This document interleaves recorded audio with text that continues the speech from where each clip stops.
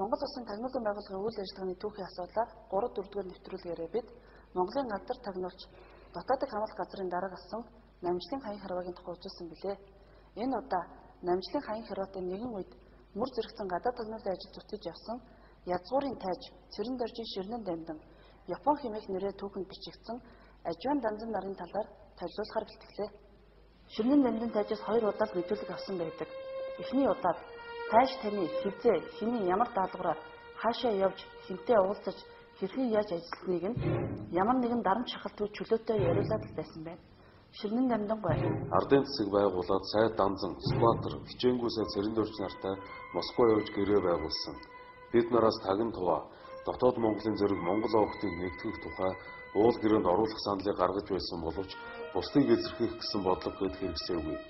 Дараагаар Бээжинд хэдэн удаа утсан бүгд бүх Монгол нэгдэхийн төлөө явж байсан хэрэг билээ.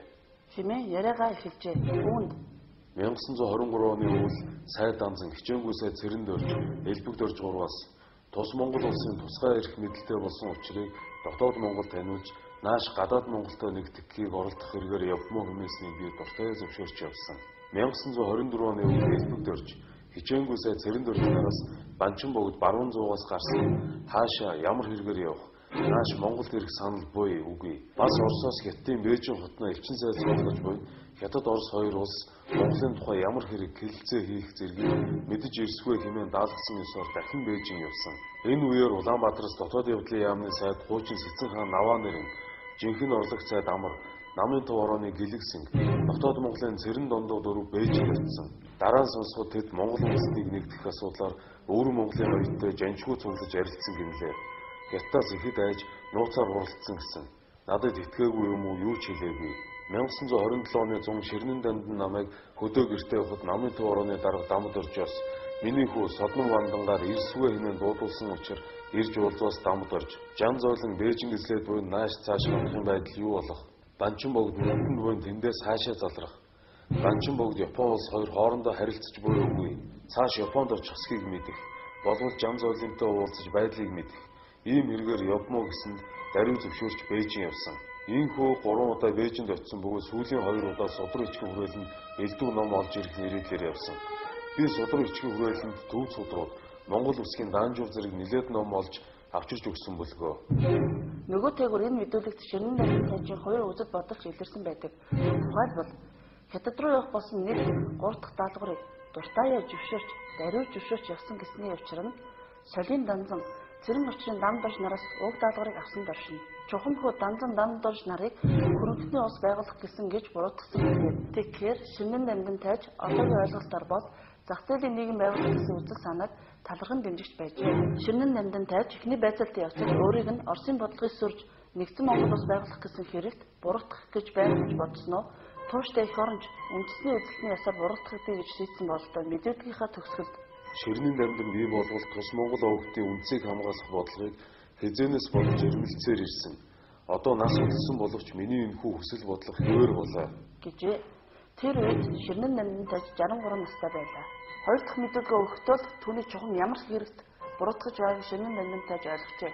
Тэр нь феодалын хөрөнгийг хураахыг эсэргүүцэж ардын засгийн эсрэг ард олны донд цуурхал тараасан гэсэн хэрэг байлаа. Мэдүүлгээс үзвэл тэрээр феодалын хөрөнгийг зохих хувийг хурааж ард олон тусгайг огт эсэргүүцээгүй. Гагцгүй хөрөнгийнхэн 70% хураагаад үлдсэн 30% нь огт татварыг хэд дахин нуглан авч байгаад сэтгэл ихэд дундуур ижээ. Гэхдээ одоо феодалын хөрөнгийг эхлэн хурааж байгаа нь цаашдаа баян чинэлэг хүмүүсийн хөрөнгийг дараалан хураах буйзаа хэмээн хүмүүстэй ярилцаж явсан нь үнэн гэж хэрэг хүлээжээ. Тэр үеийн шүүх цаазын бичгийн заалтаар бол сургалтын хэрэгт 10 жил хорих яд ногдуулдаг байжээ. Тэгэхээр ямар ч алуулахгүй юм байна. Тэрч байтугай Монгол үндэстнийг нийтэх бодлого цаашдаа ч үргэлжлэх юм байна гэсэн найдварыг үрдэн байцаалтын явцад Ширнэн дамдан тайж олж авчээ. Тийм ч учраас хоёр дахь мэдээлэлтэй Ширнэн дамдангай Монгол үндэстнийг нэгтгэх асуудлаар Хятадтай харилцаж Монголдо тусайг хүргэж чадах хятадуудад хүчтэй нөлөөтэй Монголдо элэхтэй хүн бол Бээжинд суугаа 80 тонн юм шүү гэж загсан бизээ. Хэргийн албан ёсны бичиг баримтыг бүрдүүлсэн процедурын талаас шүүж үзвэл нэгдүгээр тэр үед хэрэгтний ялын төлөвлөгөөг дотоод хамгаалах газрын ерөнхий дарга, ерөнхий сургагч нар баталдаг журамтай байсан натад Ширнэн дамдан тайжийн хэргийн ялын төлөвлөгөө нь 1931 онд ерөнхий даргасан Батөрчрийн элдв очрын нэрч бичигдээгүй.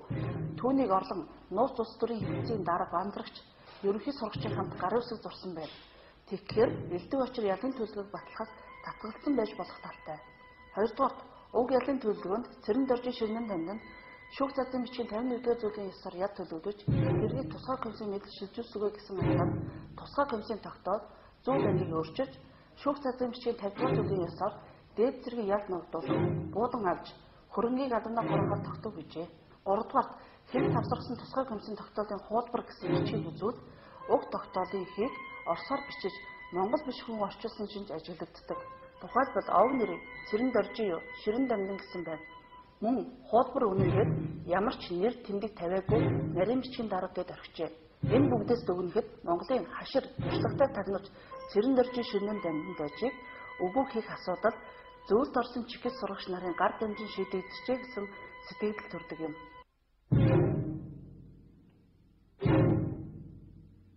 Ажуун дандан баримтжилсан 1932 онд 1931 онтой харьцуулбал нас ч ерөнхий дарга, ерөнхий сурагч нарын эрх олгосноор дайчлан баримтлах ойрдортой болсон байна.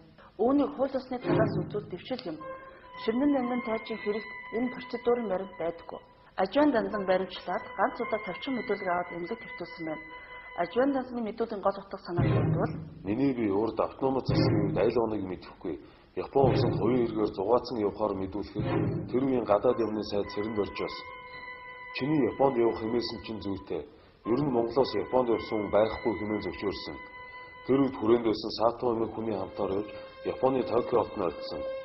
Би өөрийн хэрэгээр зугаацсан явсан атал Японоос намайг их л хүндэтгэн үзэж гадаад яам зэрэг газруудаар оруулан олон зүйлийн үзэсгэлэн цэргийн хэрэглэл, зэр зэвсэг тэргүүтнийг бүгдийг үзүүлсэн.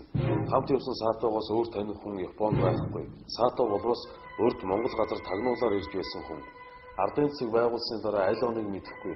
Хятадын Гоминданы намын их хуралд оролцохоор Галлоны хамт явж Бээжин хотод очоод Галлоныг нааш буцааж өөрөө биеэр цааш Кантон хотод очиж Сүй вантай уулзсан. Тэндээс буцахсандаа Бээжин хотны Хятадын цэргийн генерал Вон Юйсямтай учирч байсан. Тэр үед Оросоос Хятадыг тусардан гадаад Монголыг бүрэн эрхэт болгохгүй. Оросын тусгай атнууд нэгэн мууж болохгүйгээр хилцэж байсан асуудлаар Хятадын гадаад яамны сайд Бээжинд Оросын элчин сайд нартай уулзж явсан.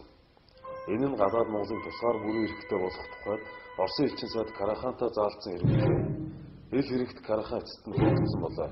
Дараа нь миний би Монголын элчин сайдаар Москва хотод сууж байхдаа урд автономи засгийн үед Оросоос тагн урахайг өөрөө нэгэн колони болгон Монголоос тасалж авсан учраас тэр эргийг зогсоож тагн тугааг Монголдо нийлүүлэх тухай асуудлаар ихээхэн хүчлэн оролдож Оросын гадаад яамд хэд хэдэн хатуу бичиг явуулсан болоо.